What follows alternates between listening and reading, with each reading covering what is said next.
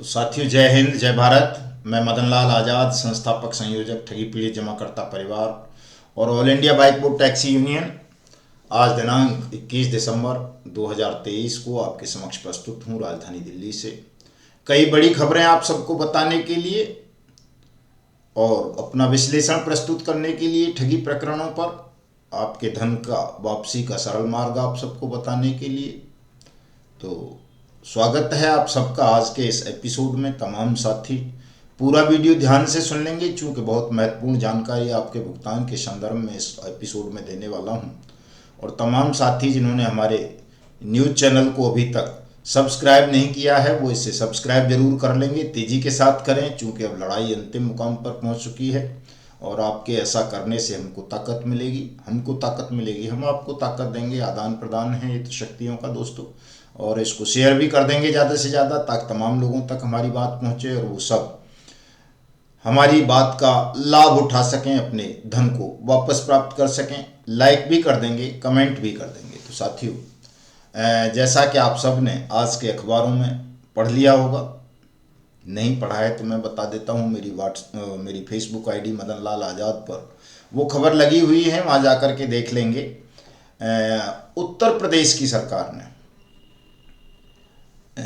Watts act के अंतर्गत PACL और सहारा निवेशकों की डूबी हुई जमा राशि को वापस करने का भी फैसला लिया है और उसके लिए बाकायदा नोडल अधिकारी अपॉइंट कर दिए गए हैं और वो सेबी से संबंध स्थापित करके, टाई अप करके सेबी के साथ तमाम न केवल पीएसीएल पल्स और सहारा समूह की कंपनीज का बल्कि जितनी भी कंपनीज या क्रेडिट कोऑपरेटिव सोसाइटीज़ ने उत्तर प्रदेश में जनता के साथ ठगी की घटनाओं को अंजाम दिया है, उनकी मेहनत की जमा पूंजी को हड़पा है, उन सब का पैसा उत्तर प्रदेश सरकार वापस करेगी।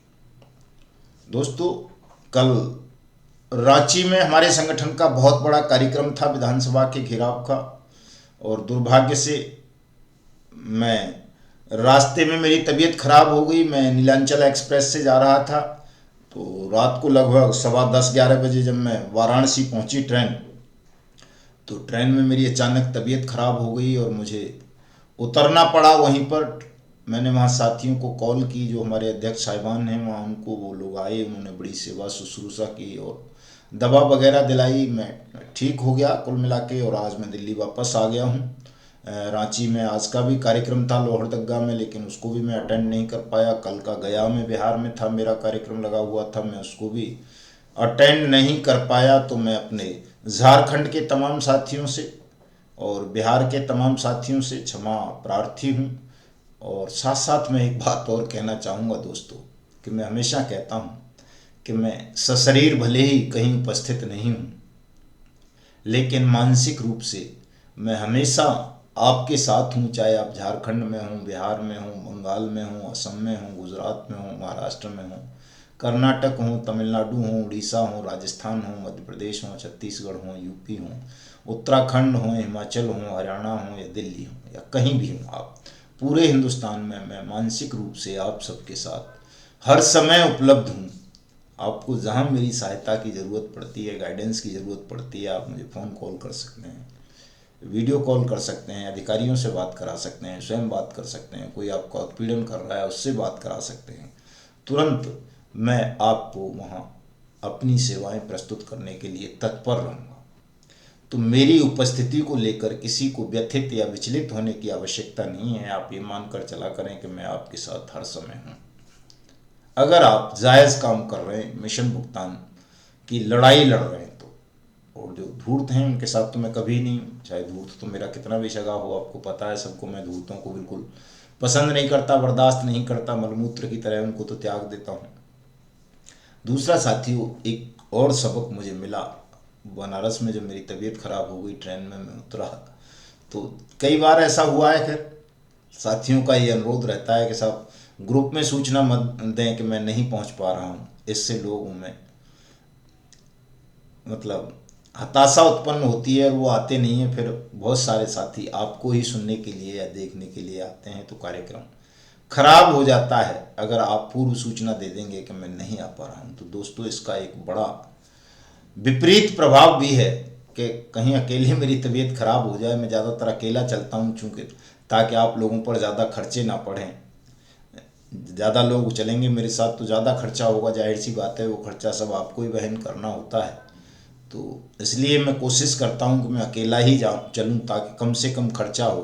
क्योंकि मेरा तो आपको सबको पता है, मैं किसी भी परिस्थिति में गुजारा कर लेता हूँ। तो आपके खर्चे को बचाने के लिए आमतौर पर मैं अकेला ही चलता हूँ। और अकेला तबीयत, जैसा कि कई बार ऐसा मेरे साथ हो लिया है, मुंबई में हुआ, बेंगलोर में हुआ, परसों वाराणसी में हो गया झारखंड जाते वक्त, और भी एक आध जगह ऐसा हुआ है कि तबीयत खराब हो जाती है अचानक से। तो उस स्थिति में अगर मैं लोगों को नहीं बताऊंगा, साथियों को नहीं बताऊंगा, ग्रुप में नहीं सूचना डालूंगा, और ईश्वर ना करें कोई और ज़्यादा अप्रिय वारदात हो जाए, तो बड़ी विकट स्थिति उत्पन्न हो जाएगी। इसलिए साथियों, ऐसा आग्रह ना किया करें, इसको बता दिया करें। चूँकि मेरे शारीरिक रूप से आपके यहाँ उपस्थित होने ना होने से कोई विशेष अंतर नहीं पड़ता है। काम होना चाहिए, मिशन भुगतान आगे बढ़ना चाहिए, सबका पैसा वापस मिलना चाहिए, सबका सम्मान सुरक्षित रहना चाहिए, हमारा प्रयास ये होना चाहिए। अगर हम बता दें लोगों को कि हमारे साथ ऐसी स्थितियां बन गई हैं, तो तुरंत मदद मिल जाती है, कहीं ना कहीं से आ जाती है। जैसा कि वाराणसी के साथियों ने बड़ी सहायता की, तुरंत आ गए दौड़े दौड़े। इससे आप सबके स्नेह का, प्रेम का भी आभास होता है कि आप सब हमें कितना स्नेह करते हैं, प्रेम करते हैं। और वाराणसी में ठीक हो गया था मैं, रात को लगभग 2 बजे तक मेरी तबीयत में सुधार हो गया था ठीक से। लेकिन आगे नहीं बढ़ सका, चूँकि रास्ता इतनी दूर था, लंबाई थी बहुत ज़्यादा, नज़दीक तो था नहीं कि चले जाते दौड़ के। लेकिन वहाँ रह कर के मैंने सुबह हुए साथियों का काम निपटाया। वहाँ जा कर के मैं डिविजनल कमिश्नर से मिला, उनको वर्ड्स एक्ट समझाया। वो जानना चाह रहे थे कि कहाँ ऐसा लिखा है इसमें कि डिविजनल कमिश्नर इसकी अथॉरिटी होंगे, वो पैसा वापस करेंगे। तो उनको तमाम शासनादेश वगैरह सारी चीज़ें उपलब्ध कराई, और उन्होंने मान लिया तमाम चीज़ों को। कल ही उन्होंने कहा कि मैं आज ही रात को ऑर्डर कर दूंगा, चंदौली, वाराणसी, गाजीपुर और एक ज़िला और, कोई 4 ज़िले हैं वाराणसी डिवीज़न में, चारों जिला कलेक्टर्स को आदेश कर दूंगा कि वो चारों इस पर प्रक्रिया संपन्न करें और सबका भुगतान जल्दी से जल्दी आरंभ करें। वहाँ वाराणसी में ठहर के एक और बड़ा काम हुआ दोस्तों, चूँकि जैसा कि आप सबको पता है कि देश के प्रधानमंत्री नरेंद्र मोदी का संसदीय क्षेत्र है, चुनाव क्षेत्र है वाराणसी, वो वहीं से सांसद हैं। तो वहाँ उनका कार्यालय भी है, जिसको वहाँ जो लोकल भाषा में मिनी पीएमओ बोल देते हैं, वैसे शुद्ध नाम उसका प्रधानमंत्री जनसंपर्क कार्यालय काशी है, वाराणसी है। तो वहाँ पर हमारे साथियों ने वहाँ के ऑफिसर्स से और तमाम लोगों से बातचीत की है। तो 29 दिसंबर को सुबह 10 बजे हम सबको, मैं भी रहूँगा और हमारे जितने भी पदाधिकारी हैं राष्ट्रीय स्तर के, प्रदेश स्तर के, किसी भी प्रदेश के, वो सब रहेंगे।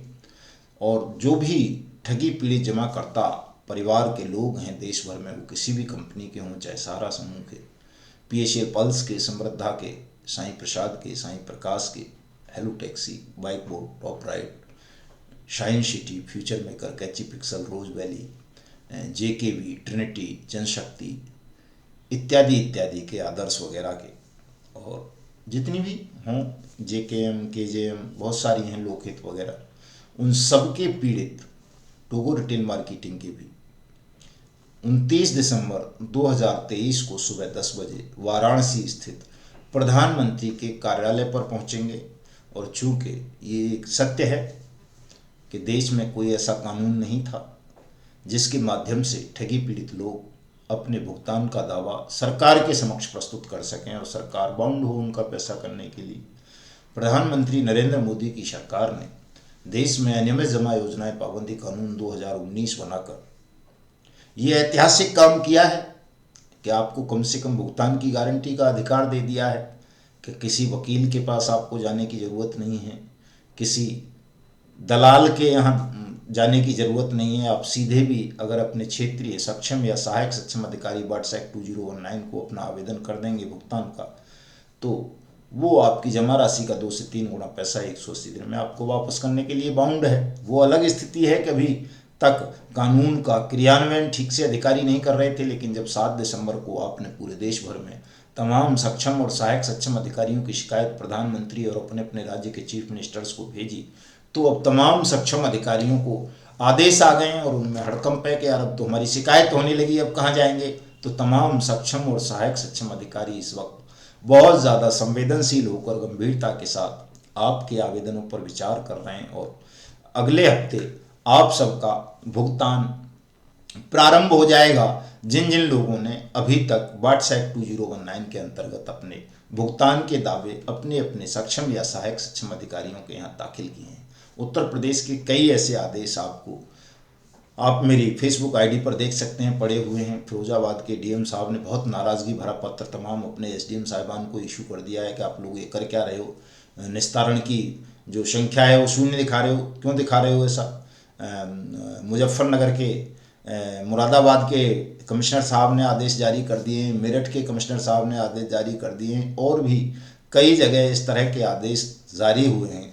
26 को मैं आगरा पहुंच रहा हूं और आगरा के कमिश्नर साहब से मिलकर वहाँ भी आदेश करा दूंगा। 26 को आगरा मंडल के साथी सब पहुंच सकते हैं वहाँ पर और 29 को तो पूरे देश का हो ही जाना है, चूँकि प्रधानमंत्री कार्यालय वाराणसी पर ही जाकर के हमें कार्यक्रम करना है। वहाँ से देश के तमाम चीफ सेक्रेटरीज को स्टेट के और तमाम सक्षम और सहायक सक्षम अधिकारियों को ये आदेश हो जाने हैं कि आपका भुगतान प्रारंभ कर दिया जाए। ऐसी बहुत सारी खबरें आप देख सकते हैं दोस्तों। और 27 दिसंबर को हम राजस्थान की राजधानी जयपुर पहुंच रहे हैं, क्योंकि राजस्थान की कांग्रेस सरकार ने, जो अब तक वहां कांग्रेस सरकार थी, उसने वाट्स एक्ट को लंगड़ा लूला कर दिया था, ठीक से राजस्थान में लागू नहीं किया था।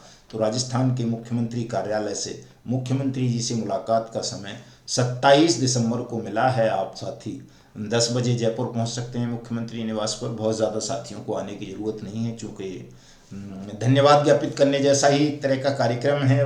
कोई घेराव नहीं करना है, कोई प्रदर्शन नहीं करना है, सरकार का कोई विरोध करने नहीं जा रहे हैं, चूँकि देश की तमाम सरकारें इस वक्त हमारे साथ खड़ी हो गई हैं और वो मानने लगी हैं कि हाँ भाई कानून है, पार्लियामेंट ने बनाया है, सार्वभौमिक कानून है, ठगी पीड़ितों को भुगतान की गारंटी का अधिकार है कि वो अपना भुगतान सरकार से प्राप्त करें। तो तभी सभी सरकारें अब लगभग हमें सहयोग करने लगी हैं। कर्नाटक की सरकार ने मान लिया है, महाराष्ट्र की सरकार ने मान लिया है, गुजरात की ने मान लिया है, हरियाणा की ने मान लिया है, दिल्ली की ने मान लिया है, उत्तराखंड की ने मान लिया है, यूपी की ने मान लिया है, बिहार की ने मान लिया है और आपका क्या बोलते हैं साहब, हिमाचल सरकार ने भी स्वीकार किया है, एमपी सरकार ने भी स्वीकार किया है और राजस्थान की सरकार भी स्वीकार करने जा रही है।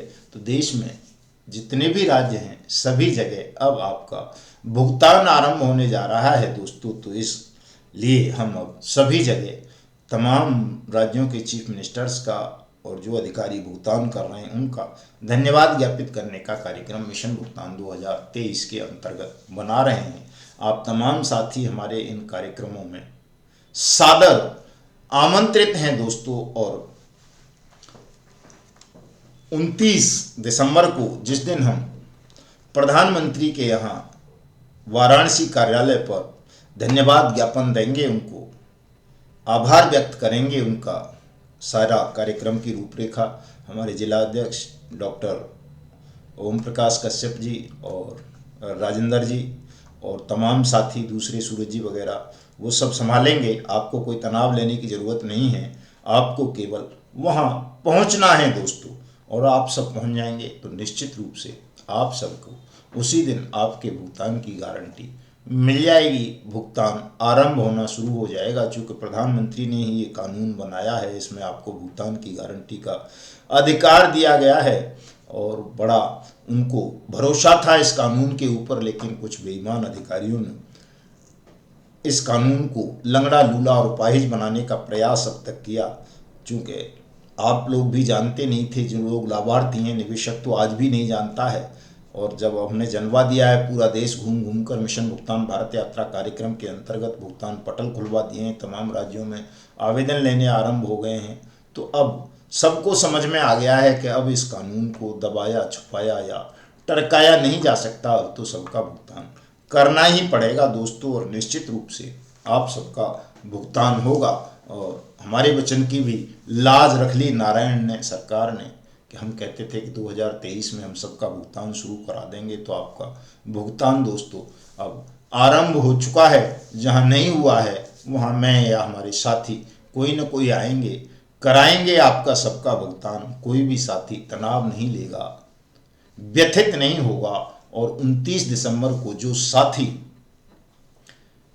वाराणसी नहीं आ सकेंगे वो अपने अपने क्षेत्र में जिला मुख्यालय पर, तहसील मुख्यालयों पर, डिविजनल कमिश्नर्स के ऑफिस पर एक दिन का उपवास का कार्यक्रम रखेंगे और अपने एसडीएम या डीएम या डिविजनल कमिश्नर के माध्यम से प्रधानमंत्री को धन्यवाद ज्ञापन प्रेषित करेंगे कि उन्होंने देश में वाट्स एक्ट 2019 जैसा क्रांतिकारी कानून बनाकर देश के करोड़ों ठगी पीड़ितों को भुगतान की गारंटी का अधिकार प्रदान किया। इसलिए उनका बहुत बहुत धन्यवाद, बहुत बहुत आभार व्यक्त करना है दोस्तों, ताकि जल्दी से जल्दी प्रधानमंत्री आप सबका भुगतान सुनिश्चित कराएं, दोषी अधिकारियों को दंडित करें और तमाम अधिकारियों को निर्देश देकर सेबी और सीआरसी या एनसीएलटी या लिक्विडेटर वाला जो ये चक्रव्यूह सरकारों ने रच दिया था या हमारी अनभिज्ञता के कारण सुप्रीम कोर्ट के आदेश पर रच दिया गया देश भर में फंसाने के लिए तमाम निवेशकों को, उस चक्रव्यूह को अब तोड़ दिया है। अनियमित जमा योजनाएं पाबंदी कानून 2019 ने, कुछ धूर्त कहते थे कि साहब पीएसीएल पल्स पे लागू ही नहीं होगा, देख लो आज यूपी सरकार का आदेश तमाम अखबारों में है कि सब सहारा समूह पे नहीं लागू हो गया सारी जगह, रोक ले कोई कैसे रोकेगा। आज भी एक धूर्त का मैं पढ़ रहा था, उसका टपका गैंग का धूर्त है, वो ठक्का वो पढ़ नहीं रहा था, सुन रहा था, एक ऑडियो उसने बना के डाला हुआ है कि जी वो वाट्स एक्ट की धारा 4 और 5 में एजेंट को दोषी ठहरा दिया गया है, इसलिए उसकी जो सुरक्षा वाली एजेंट सुरक्षा वाली जो पीआईएल है लखनऊ हाई कोर्ट वाली वो एक्सेप्ट नहीं हुई है। अभी ये एक्ट है वो, ये धारा 4 और 5 है। चौथी धारा है fraudulent default in regulated deposit schemes और 5वीं धारा है wrongful investment in relation of unregulated deposit schemes. इसमें कहीं भी एजेंट शब्द ही नहीं है और वो धूर्त कह रहा है कि एजेंटों के खिलाफ जा रही हैं ये दोनों धाराएं। इसलिए हाई कोर्ट ने हमारी रिट को, पीआईएल को, एजेंट सुरक्षा ठग वाली को एक्सेप्ट नहीं किया है। मैं तो पहले से ही कहता रहा हूँ कोई भी एक्सेप्ट नहीं होगी और एक्सेप्ट हो भी गई तो निश्चित रूप से बाद में खारिज होगी, उस पर कोई आदेश सुरक्षा का नहीं मिल सकता, चूंकि ये किसी हाई कोर्ट और सुप्रीम कोर्ट के अधिकार क्षेत्र में ही नहीं है कि वो किसी एजेंट को सुरक्षा का सार्वभौमिक आदेश पारित कर सकें। चूंकि उन एजेंट को कभी सुरक्षा नहीं मिलेगी जिन्होंने लोगों का पैसा लेकर कंपनी में जमा नहीं किया है। ये दोनों धाराएं भी इसी विषय पर हैं। इसमें एजेंट शब्द नहीं है, लेकिन जो पैसा ले रहा है, डिपॉजिट टेकर जिसको कहा गया है, डिपॉजिट टेकर का मतलब है जिसने आपसे पैसा लिया और आपको बॉन्ड या पासबुक या कोई रसीद इशू की, तो वो कौन करता है? कंपनी करती है, एजेंट थोड़ा ही करता है। कंपनी की रसीद होती है, कंपनी की पासबुक होती है या क्रेडिट कोऑपरेटिव सोसाइटी की या उसी के द्वारा जारी किया हुआ बॉन्ड होता है। इसलिए डिपॉजिट टेकर कंपनी या क्रेडिट कोऑपरेटिव सोसाइटी होती है, एजेंट नहीं होता। एजेंट तब है जब वो आपको कंपनी की रसीद नहीं दे रहा, बॉन्ड नहीं दे रहा, पॉलिसी नहीं दे रहा है, पासबुक नहीं दे रहा है और आपसे पैसा लेकर खुद खा जा रहा है, तो वो डिपॉजिट टेकर हुआ, तो वो दोषी है। और ऐसे व्यक्ति को कोई भी हाई कोर्ट या सुप्रीम कोर्ट सुरक्षा नहीं दे सकता। उसको जेल जाना ही होगा, उसकी संपत्ति कुर्क होगी और उसका जो भी निवेशक होगा जिससे भी उसने पैसा लिया था उसे उसी से वापस करना पड़ेगा, चूंकि उसने कंपनी में जमा ही नहीं किया, क्रेडिट कोऑपरेटिव सोसाइटी में जमा ही नहीं किया और जमा कर दिया है तो फिर वो कहीं भी जिम्मेदार नहीं है। ये इन धाराओं में लिखा हुआ है, इस कानून में लिखा हुआ है। वाट्स एक्ट इसीलिए तो भुगतान की गारंटी का अधिकार कहा गया है कि आपका पैसा किसी कंपनी में डूबा या क्रेडिट कोऑपरेटिव सोसाइटी में या कोई ठग खुद खा गया आपसे लेकर, तो भी तीनों के खिलाफ एक्शन होगा और आपका पैसा सरकार वापस करेगी। इसलिए इसको भुगतान की गारंटी का अधिकार कहा गया है। तो ठग बहुत ज़्यादा सक्रिय हो गए हैं। आप देख रहे होंगे एक ने 27 दिसंबर का दिल्ली में सीआरसी घेराव का प्रोग्राम रखा हुआ है सहारा समूह के निवेशकों को बहकाने के लिए। किसी भी साथी को ऐसे ठगों के, दलालों के और झूठे बेईमान लोगों के बहकावे में आने की ज़रूरत नहीं है दोस्तों। इनका बहिष्कार करो। मैं हमेशा कहता हूँ आपको अगर अपना भुगतान प्राप्त करना है तो केवल और केवल वाट्स एक्ट 2019 के अंतर्गत अपने अपने सक्षम और सहायक सक्षम अधिकारी के यहाँ आवेदन करो। निश्चित रूप से आप सबका भुगतान होगा, चूंकि भुगतान की प्रक्रिया आरंभ हो चुकी है। मिलते हैं कल नए संदेश के साथ, नई खबरों के साथ। जय हिंद, जय भारत।